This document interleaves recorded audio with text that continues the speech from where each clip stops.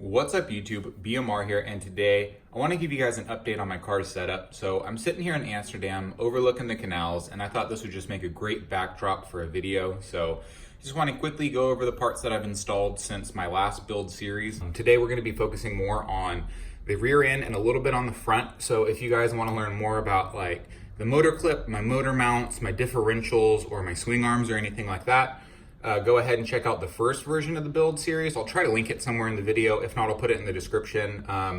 Like I said, that'll go more in depth on all the parts. This is going to try to be a quicker video. So anyways, let's get started. We'll go from the back to the front and we'll start from the ground up. So right off the bat, you can tell I have new tires installed on the car. So I got DS Racing LF4 tires, and these have honestly made a world of difference with the car.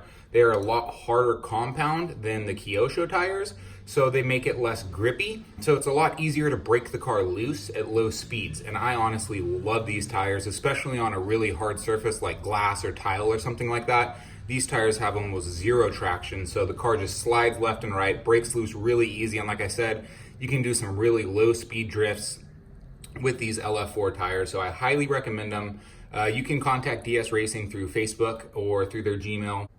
So moving on from the tires, I have in the back of the car this rear tow bar installed. This is from PN Racing, and this all by itself helped to smooth out my rear end a lot. Just with plastic camber knuckles installed and this aluminum tow bar, this is a lot smoother. Sorry, that was off camera.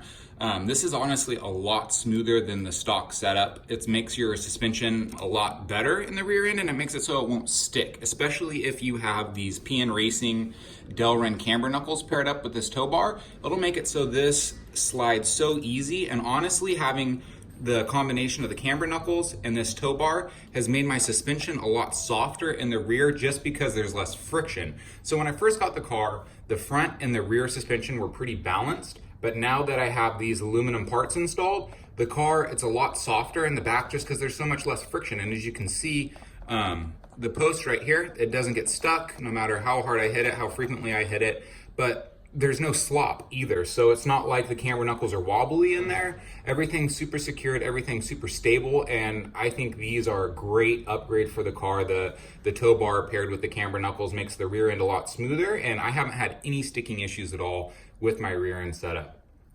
So moving on from the rear end, we'll come up to the front. So in one of my last videos, if you guys saw it, it was the aluminum tow bar mod, or not aluminum, it was just the tow bar mod. And so what happens with the front end is your tie bar, it can impact the frame of your car. And what that'll do is it'll limit, especially on this side, it'll limit how much servo throw you have, so how much steering angle you have. And so what you can do is, one thing is you just get a file and you basically file out this part right here.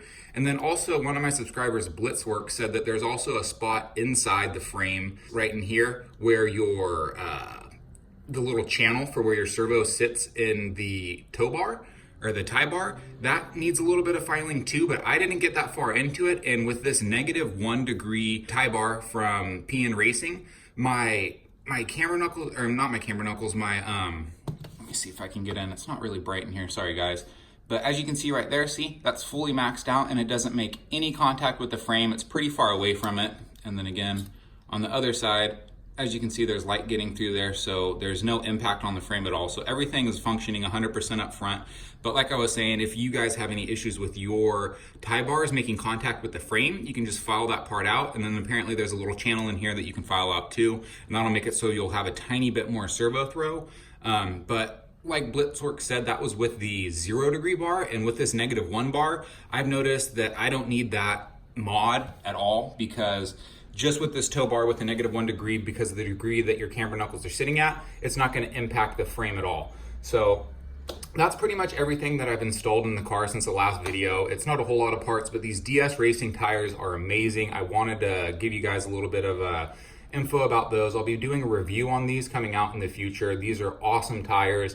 And then moving on from there, we have the camber knuckles and the tow bar. That has made my suspension a lot softer in the rear end just because there's less friction. And it's also made the car a lot easier to handle, I think. And also up front, I have this front end tow bar, or front end tie bar This, I haven't noticed any real steering characteristic changes from it. A lot of people say that it'll give you a little bit more oversteering.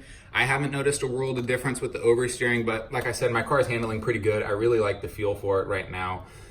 So in the future, I have my Eagle Racing parts at home. I'll install those in the future. That's the aluminum front differential cover, suspension arms, and lower differential cover. So what that'll do is that'll put a little bit more weight in the front of my car, and hopefully that'll help balance it out a little bit. Because right now, with these aluminum parts in the back, I'm a little bit rear heavy, and you can see in some of my drift videos that the car definitely, it kicks the rear end out really hard. So I'm hoping once I get those aluminum parts installed up front, it'll help balance it all out, and we'll see, we'll go from there. So another thing real quick I wanted to talk about was I was using rechargeable cell batteries, and one of my cells ruptured. It shouldn't have ruptured. These were the Team Orion Speedhouse rechargeable batteries.